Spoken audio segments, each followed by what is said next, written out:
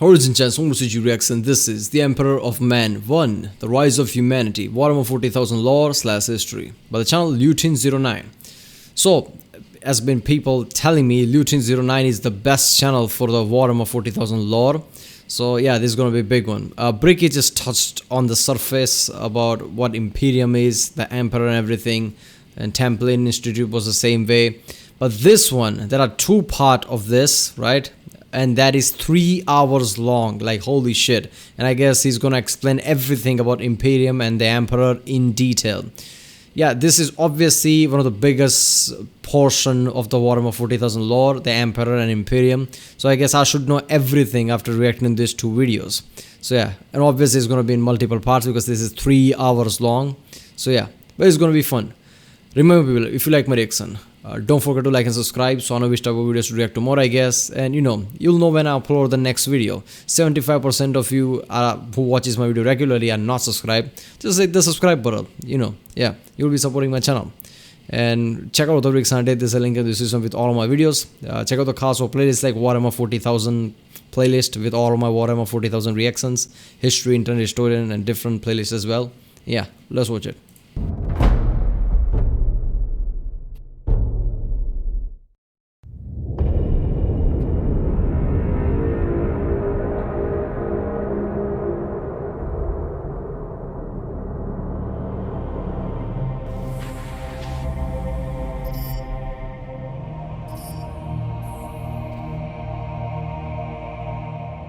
There once was a man born in a forgotten time, created by a force of unknown origin. He would cross the ages knowing his one purpose: to lead humanity as the greatest empire in the galaxy, the Imperium of Man. In this time he would be known by only one name: the Emperor of Mankind.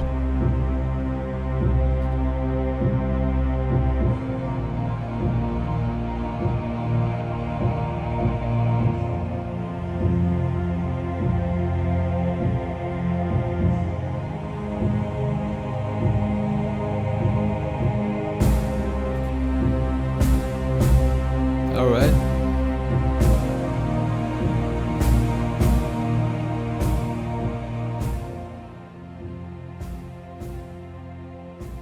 This is Lutin.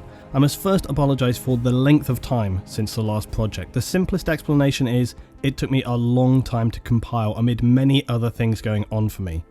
So we now move on from the Eldar history and wade into one of the most important and complicated narratives in the universe of... Dude, as soon as people saw 1.5 hour video, they probably understood why you took long. The 41st millennium. It is, of course, the rise of humanity and the Imperium. In the dark, never-ceasing war that is the future, humans have risen to control and maintain a galaxy-spanning empire whose official title is the Imperium of Mankind. The Imperium is the largest and most powerful political entity in the galaxy. It has been established for a period of some 10,000 years up to its present date in the age of Warhammer 40k.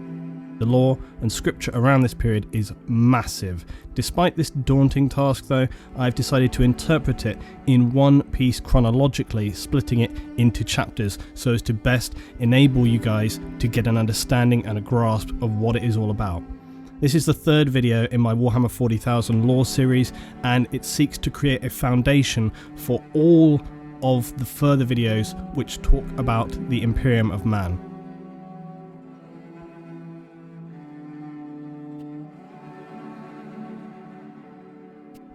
The Imperium of... Alright, I just want to say, as far as what I know, or what, I think what I remember before watching this video, that Emperor basically one day just, I guess, arrived, like, oh, here I am, and basically, tried to conquer as many places as can for humanity. Somebody also said in the comments like he always existed, right? He was immortal or something like that. I don't know. Yeah, obviously Lutin will say it in detail where it starts. Man consists of the planets, systems, and forces throughout the galaxy which contain Imperial citizens and their derivatives. Not all humans are universally members of the Imperium though, and as you would expect, there are rogue traders and those who choose to live on the legal fringes of the society.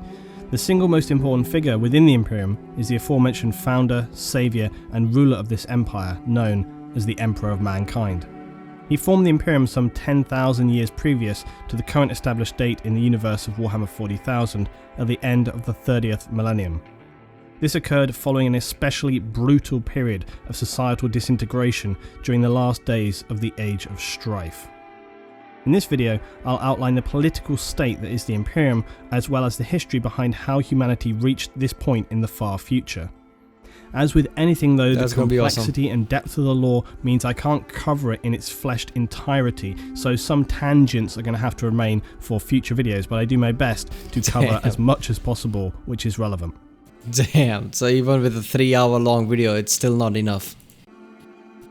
The Emperor of Man sits as an extremely powerful figure within the Imperium. Make no mistake, he is the centre of humanity in the 41st millennium.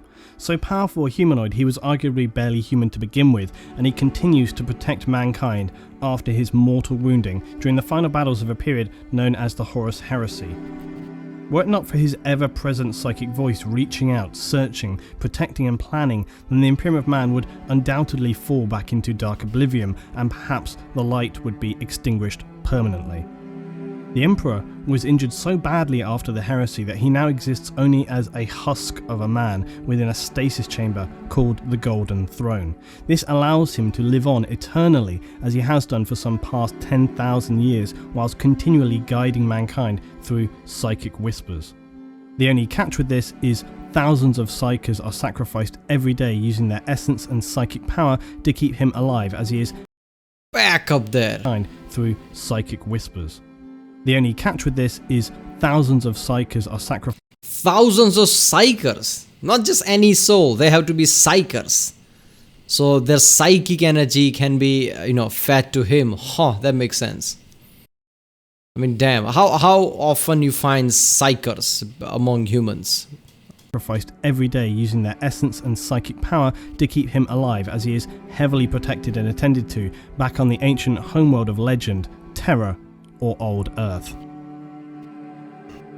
The Imperium of Man in the wider galaxy now consists of many systems, planets and trillions of citizens. All the while the Imperial military and the many administrators of mankind, all of whom swear allegiance to the Emperor, all stand together against the nightmares of the galaxy to form what is humanity in the darkest of futures.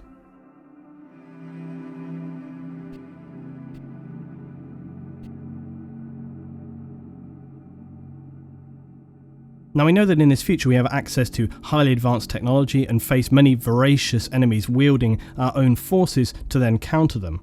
The important question in understanding the Imperium is how did we get to this time? And to understand this, we need to look back at the extensive and dark history of humanity. There is a small clue as to the way in which the people that constitute humanity in the 41st millennium view their past. That is, the Imperial two-headed eagle, the crest of the Imperium. It stands with its two heads, but with one eye closed. Blind, or perhaps refusing to see the past. The other eye is open, looking to the future. What? The logic being that the past of humanity is too painful or dangerous to look back on, so we look forward, striving to be stronger and more powerful as we have done for thousands of years. Ooh, that's a good little detail, right? Or, that could mean many things, like how Emperor didn't used to be a dead husk, that is, not dead husk, but yeah, shell of a man that he is nowadays. So, looking back, knowing how Emperor used to be, that's, there's no point of that or something like that. It's just grim darkness and war going forward. So, I don't know. So your hopes don't get really high looking in the past, how humanity used to be. It's just grim and dark and war. Who the fuck knows? Well, look at that small detail. I never noticed that. I saw this logo many times. So yeah, that is. Now I'm going to remember this every time I see this logo. Striving to be stronger and more powerful as we have done for thousands of years. There are distinct ages of humanity's history, and these tell the story of how we reached the time of the Imperium. 1 millennium equals 1,000 years. The Imperium has now been established for 10 millennia or 10,000 years. Humanity has existed for roughly 41,000 years. This timeline demonstrates the ages of man through this period, from our ancient history through to the age of the Imperium. We have the ancient history, the age of terror, the golden age of technology or the dark age of technology, the age of strife, the unification wars, the Great Crusade and the fall of the Eldar, the Horus Heresy and the Great Scouring, followed by the final age of Imperium of Man. Great Crusade, that's where the Eldar fell. What, when the Slanesh was created, is that what the Great Crusade is? Or is that the crusade as in that crusade about the Cadia? I don't know. Yeah, so ancient history, so obviously it's like, basically our time, right? Wait a minute, is Warhammer 40,000 aligned with our time? Is that how it moves forward, or it's completely different dimension? Like our history is not the Warhammer 40,000's history. Because it would be so cool to know that if it basically continues from our history, like we are living in 2021. So basically here and forward, right, all the way to 40,000. That's how things will, I guess, escalate and become this. It would be like that. It would be so awesome. Age of Terra, the golden and dark age of technology.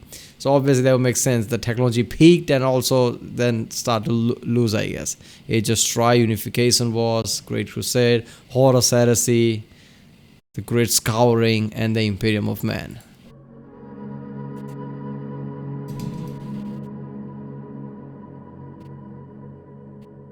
The ancient history tells of the dawn of mankind. Oh, he's gonna go through all of that one by one. Oh, this is so good. He's gonna go through ancient history, Age of Terra. So I guess I'm gonna learn what, the Great Crusade is. But this period is largely one of animalistic evolution. The most significant event occurs around 7000 BC. This event marks the birth of the humanoid, who would become the Emperor of Mankind. His origins are something of a heated debate among the 40k community. There are several... No, he was born in 7000 BC. Let me read that animalistic again. Evolution. The most significant event occurs around 7000 BC. This event marks the birth of the humanoid, who would become the Emperor of Mankind. His origins are something of a heated debate among the 40k community. There are several theories around this, and it's important to note that something I rarely see stated on forums or discussions around the origins of the Emperor is that quite simply no one knows the origins of the Emperor. It's all just speculation. Simply because one theory has had a vague reference at one time or another does not make it gospel. In fact, as I've repeated before, the crux of the matter with imperial history and lore in general is that very little should ever be considered official or canon. Such is the state of the loss of history, misinformation, and suppression of facts within the 40k universe. So essentially, the correct version is the version you want to believe. In a universe where history is stored over thousands of years and in times of unimaginable devastation and strife, it's unlikely something could be considered a cold, hard fact, especially when you're talking about events that happened in ancient history in an age where accurate recording of information seems unlikely or even impossible to have survived. The first version of these events is the often widely accepted background, which states that in the ancient times, some humans carried a natural affinity or awareness of the warp. These were the earliest psychers. They would be village shamans or witch doctors in ancient communities. That's a nice touch. Their premonitions led them to understand that in the future, mankind would face the darkest of times. Their decided course of action would be to commit ritual suicide en masse, returning their souls and essence to the warp to then coalesce and be reborn as one supremely powerful psychic being. This being would then spend the future millennia living a Highlander-like existence, transitioning from identity to identity, sometimes taking on famous leaders in history to steer humanity in the right direction. And then upon reaching the Age of Strife, he would step into the Four to become the supreme leader of all humanity and unite us again throughout the galaxy. Okay, so why didn't... Obviously he was powerful from the start. Why didn't he just try to, take humanity, forward from the earliest time? Why did he go place to place, I guess nudging humanity here and there?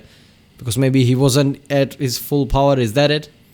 My God, I love that backstory, right? I hope that's the canon. First of all, there is one company who created this entire Warhammer 40,000 lore and things. Why can't they just come out and say this is the fucking canon story? Why? Because we made this Warhammer 40,000 game shop, whatever that is. We made this and we are saying this is the backstory. Why are they not doing that? Maybe it's intended that way, that nobody knows what's actual origin of the Emperor is. That's how it is, I guess. But yeah, I love that story. 7000 BC, around that time, shamans and all these early humans who were psychers. I mean, it kind of, nice touch to add to the, realistic world, right? We know shamans and things, existed in the past, tribes and things, right? So basically, actually adding that bit detail that is good. And all of them basically kill themselves in masses. So one powerful psycho creature emerges, which is Emperor of Man. That's good. Now, some people take this as the most canon version of the Emperor's origin, but there are various others, including Because the one it's that so I actually fucking cool. personally subscribe to. The shaman story is all very well and good, but it leaves me with some questions. For example, if these shaman were some of the earliest humans with only a vague awareness of the warp, how could they have such powerful precognition to foresee the need to create such a super being? In addition to that, if they were truly the earliest stowings of psychers for humanity, then surely they would not have been especially powerful, and even with their powers combined, how could they summon humanity's greatest champion? No, not Captain Planet. Hold up there. I mean, we don't know how the warp worked exactly. Obviously, they didn't know because they didn't have that much of connection to the warp, so they probably didn't know, but they probably just, I guess, had a hunch or something, or just decided that maybe we should gather up our energy. How? By killing ourselves. Maybe that will work. Maybe that was their mentality, and it actually worked. And all of their energy basically propelled into this one creature that had all of their psychic energy in them. And how did they know that? Probably they didn't, right? They just winged it and it worked. I mean, that detail alone also makes it so awesome, unpredictability of it. So, those two things stand out for me. Also, their plan to commit mass suicide and then hope that they would all be reborn together seems pretty spurious. It seems to tick the boxes from an okay, I guess that's possible point of view, but it just doesn't make sense beyond that. Yeah, but it's taking from the shamans of the past type of mentality, sacrificing shit in real world, how they used to believe the sacrifices would please the gods and things like that. God know what that was. So taking that, how they were, how their mentalities were, thinking that they probably just winged it, thinking, killing all of us will be, bring forth this kind of creature, hopefully. They were all just being hopeful that it actually worked. Why not? Another theory is that the Emperor was in fact one of the Old Ones, who you will remember were one of the most ancient super beings who created the Eldar. God, I was gonna say that when the video started, right? When he started to talk about Emperor, I was gonna say that, but I feel like, you know what, I should, basically stop with the, this kind of talk right now, maybe later on, because he's just powerful creature. And to me, only there are two powerful race creatures, Old Ones and Khatans, right? So I was like, maybe Emperor was one of them. But why does he look like human then? Because those two didn't look like human, right? There were some alien races. I don't know. And even humanity. Yes, really. Go and look it up for those naysayers who think that they did not. This theory, again, at first is captivating until you start to think about it more. And then you realise it doesn't really make any sense. The Old Ones were, as far as we are informed, not shapeshifters, but creatures of light and dark. There was a statement to the fact that just a single Old One escaped the brutal genocide of their race, but then was eventually killed at the birth of Slanesh when the Eldar fell. If the Emperor was some other escaped Old One, it doesn't make logical sense that they would choose one race and then ultimately lead it. Although I suppose, devil's advocate, who's to say what will be going in the mind of this Old One after his entire race was extinguished? Maybe it had a crisis of conscience. Anything, I guess, is possible. And then not to mention also the fact that the Emperor would lead humanity to wage war. Alright, wait a second. So first of all, the Old Ones, they were light and energy, is that it? They're in a particular form, or did I misread that? Even if that's the case, maybe the Old Ones, since they had the power to create Eldars and Orcs and things, maybe this last Old One had the power to transform its own being and power into a human and take it over, I guess. I don't know. And that's how the emperor came to being. I don't know. Wait a minute, let me reverse it. It was saying something. Race was extinguished, maybe it had a crisis of conscience. Anything, I guess, is possible. And then not to mention also the fact that the Emperor would lead humanity to wage war on pretty much every other alien race, which wouldn't really serve any purpose within the context of an Old One's mission statement. They were originally life givers. They seeded planets with life to, create new races in the universe. Yeah, I'm not so sure about that point, because basically this last Old One's ideology would have died with his race, right? He wouldn't be no longer like that because his race doesn't exist anymore. He's the only one left. So maybe he's not like that anymore. He's like, fuck that, I'm not like that. But why would he wage wars against Eldars and the Orcs? Old Ones are the one who created them, right? But then again, maybe these Old Ones, like I said, maybe it either became the Emperor or transferred its energy to one of the beings who became the Emperor. And during that, maybe it wasn't completely himself, since he transferred his energy, right? He probably didn't remember all his Old One's way, but now just this being that emerges is just powerful. I don't know. I'm guessing too much here, but yeah, it's fun. Again, unless it had simply lost the plot and was operating on his own sort of mission plan. There are some things that do fit this theory though, such as Old Ones being very powerful psychic creatures. They had extended precognition, they had very extensive, almost immortal long life, and they would have the ability to genetically manipulate humans. But all of this seems very soft and is only plausible at best. For me, this theory just doesn't really fit. So the last theory, and the one that I personally believe, is that the Emperor was neither the creation of some bizarre suicide pact or an Old One, rather something in between. It's fair to say that in any ancient history nothing is quite as it's written, and that some reading between the lines is necessary. The most ancient of history available hints that the last remaining Old One floated around the galaxy, meddling and dabbling and trying to have some last impact on the worlds which they felt they had failed and left their race completely annihilated. Is it going annihilated. the way I was saying? We know that the Old Ones were capable of creating beings of immense psychic power. This is how the ancient Eldar defeated the Necrons and Satan, who were, let's not forget, gods capable of devouring stars. So the theory I stand by is that a fragmented remaining Old One drifted around the galaxy until he was struck by a precognition so terrible that he had no choice but to resolve becoming involved. It could be that he saw the vision of the Eldar fall or the rise of chaos. Either way, he knew that the Eldar were by now far too arrogant to accept any help and would be of no use, remembering that the Eldar had turned their backs on the Old Ones long ago. The Orcs, who were also an Old One's creation, they were too crass and mindless for such preparation. Instead, he would turn to the weak humans. Weak, but with great potential. And so he would decide on forming a divine creature, a humanoid of the most immense power, but birthed in such a way that he would not allow those humans would not immediately view him as a god, but as a man, to be not worshipped, but instill a sense of power, of awe, of destiny. There are other clues as well. Apparently, further along in Earth's ancient history, a creature crashed to Earth who had an appearance we would describe as a dragon. It would seem, though, that this dragon was in fact a small fragment of the star gods, the Satan, who had been destroyed thousands of light years away by the Necrons.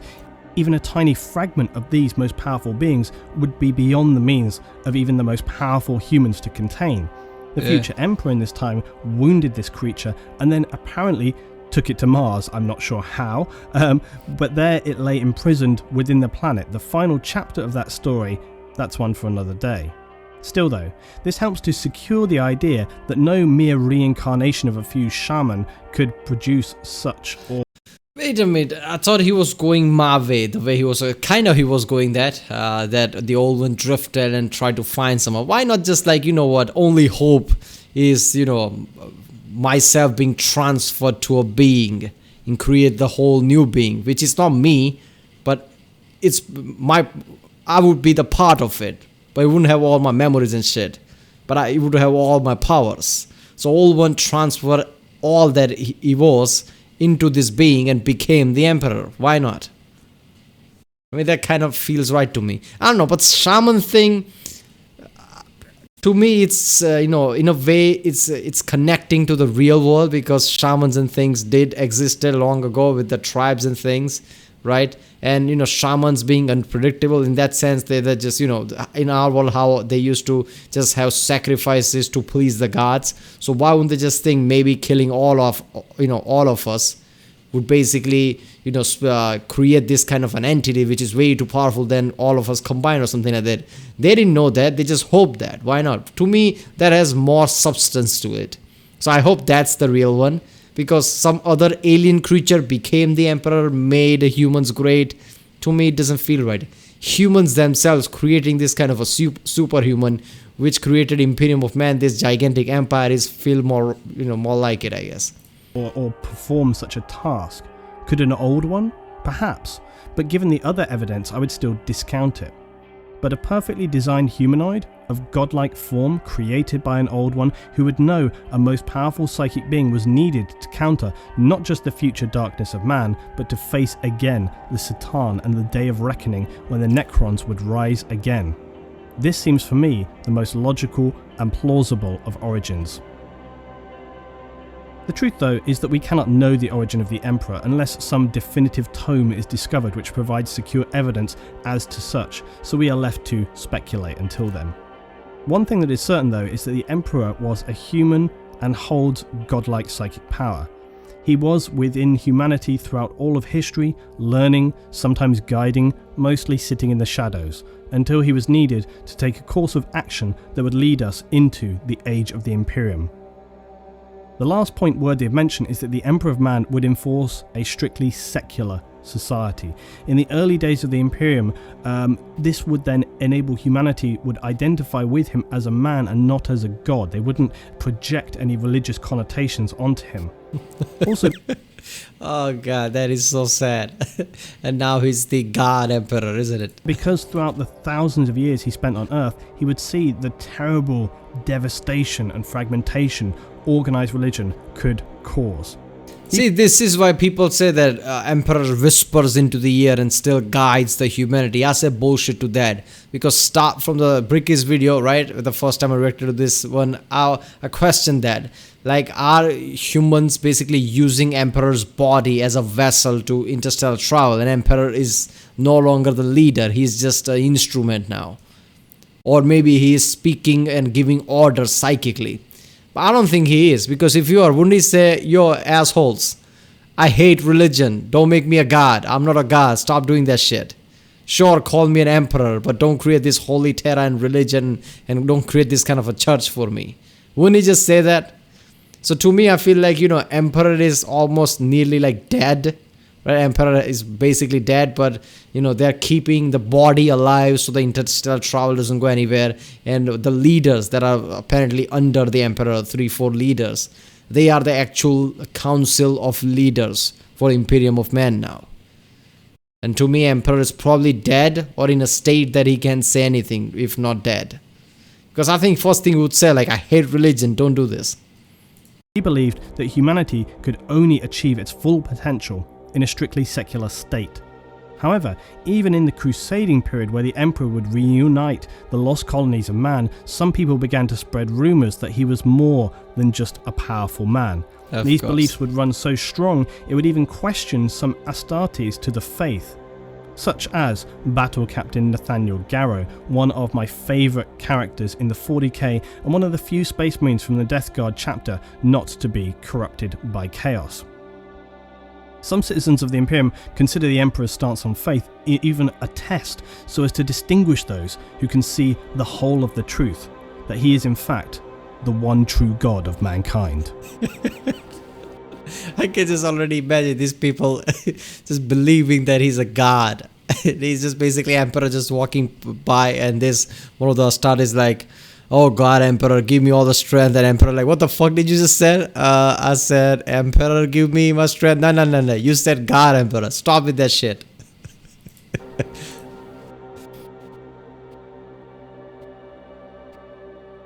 We would now reach the time known as the Age of Terror. This was the period on Earth from the 1st to the 15th millennia, that is the first 15,000 years on old Earth. a period of extreme technological expansion, from a pre-industrial era to that of fusion power and travel beyond our planet and even solar system. Humanity would first colonize new worlds within our system, first on Mars and then the moons of Jupiter, before mankind would start to look at how we could travel beyond. To achieve this next goal, colossal starships were created for humanity to cross the voids between solar systems, and powerful engines at this time. These advanced fusion drives enabled very fast but still sublight travel. Yeah. This meant in order to reach their destination, it could take anything as long as 10 generations of human lifespan to reach their destinations. Oh, I love that. Subsequently, trade and aid between human colonies was then extremely difficult and would lead to them being established almost as independent states. Oh, I love that small part there. You know, being the science guy myself, I love how they did that shit. They kept it realistic. Even with the best fucking engine and technologies, it would still take 10 generations for them to reach any nearest stars or make any journeys. In reality, that is the case, right? Not 10 generations, it would be more, but let's just say they are like, you know, black hole drives and shit like that, right? So they go very close to the speed of light, but but still they take 10 generations or something like that. Usually, science fiction goes like, it would take them just a few years. It would take them a year, but they needed to make it a day's journey. So they found the warp and whatever, something like that. No. They kept it realistic. 10 fucking generations. I love that. Very little is known of this period, as imperial records are fragmented and limited. The emperor during this time had no reason to interfere, and so would continue his own work and research back on Earth. Study and the improvement of man, all the while remaining in the shadows. During the period between the 1st and 15th millennium, various events of discovery and importance took place that would finally propel us to create our first interstellar confederation in the 15th millennium. One of the most important events of note would be during M4. Humanity would discover the warp and begin to research it. This is specifically relevant as it would have been one of the discoveries that would lead the Emperor to understanding the necessity of him coming into the fore. Alright, you know what, that's it. This chapter is fucking long. We're gonna tackle that next time. It's best to go chapter by chapter, and it's already 30 plus minute video. Oh my god, I just read 18 minutes of this and so much information. I loved it, especially the origin story of the Emperor. I know his theories are awesome too, right? Like how Old One, I love that part too, how Old One basically, just drifted from place to place, right? And either created the Emperor of Man or became the Emperor of Man, or to me it feels like transfer his all energy, because Old Ones were energy and beings like that, transfer his all energy to a human, and that human became the Emperor of Man. I love that, but still, the shaman thing that everybody likes, to me it has so much substance. I hope that's the canon one, because first of all, that doesn't require any help from the Old Ones or any of the aliens. Is men by themselves, right? All these shamans, even with the little access to the warp, basically just by a hunch, they don't have to have knowledge, but just by a hunch that they kill themselves, and that created this powerful being who basically stayed in the shadow until basically this time, right? When the warp was in 15 millennia, where the warp was basically found. Then he comes out, and I guess next time we'll see how he basically leads the humanity or something. One thing I still don't understand is Emperor of Man being this powerful and shit, his sons, one of his sons, right, Horus, how can he be so powerful that he fucked up Emperor at the state that he's almost dying or he's almost dead? Shouldn't Emperor of Man would be more powerful than his Primarchs? I mean, I don't know. Maybe, I guess, if his Primarchs being, his sons are exactly as powerful as he is, I guess. If that's the case, then there are still 18 Primarchs, or 16, I guess some of them also died or something. There are lots of Primarchs walking around who could be just as powerful as Emperor of Man, I guess. Yeah. Damn, this channel is so good. The detail is so good. I'm gonna love this whole 3-hour part. He also made videos about Eldars too. I guess I'm gonna tackle that after finishing the Emperor of Man series. Alright people, if you like my reaction, don't forget to like and subscribe. So I know which type of videos to react to more, I guess. And by subscribing, you'll be supporting my channel. And you'll know when I upload the next, Warhammer 40k video. It'll be around this time every day, I guess, right? Around this time. So yeah, I'll see you next time.